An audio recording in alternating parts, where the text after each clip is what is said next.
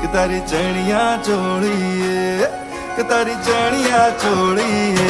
जो बनिया खेला किधा, जो बनिया खेला किधा, जो लाज बता छोड़ी ने, जो बनिया खेला किधा, जो बनिया खेला किधा।